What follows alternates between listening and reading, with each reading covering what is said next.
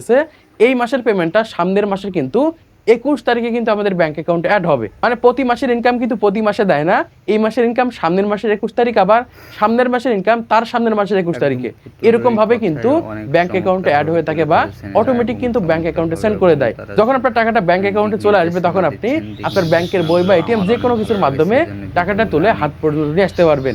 তো ইউটিউবের টাকাটা এভাবেই কিন্তু আমাদের হাত পর্যন্ত এসে থাকে বা হাত পর্যন্ত পৌঁছায়। তো আশা করি আপনারা বুঝতে পেরেছেন বর্তমান সময়ে ইউটিউবের টাকাটা কয়টা ধাপ অতিক্রম করার পরে যে কিন্তু আমাদের হাত পর্যন্ত এসে থাকে। আপনারা ইউটিউবের ভিডিও দেখে দেখে এই সকল ধাপগুলো পূরণ করতে পারবেন। তো আশা করতে আপনারা বুঝতে পেরেছেন বর্তমান সময়ে ইউটিউবের টাকা কিভাবে হাত পর্যন্ত এসে থাকে। তো আজকের ভিডিওর মাধ্যমে আপনারা অনেক কিছু শিখতে পেরেছেন, জানতে পেরেছেন, বুঝতে পেরেছেন। তো ভিডিওটা যদি ভালো লেগে থাকে তাহলে অবশ্যই লাইক করে দিবেন, চ্যানেলটিকে সাবস্ক্রাইব করে দিবেন পরবর্তী আরও ইউটিউব টিপস এর ভিডিওগুলোকে দেখার জন্য।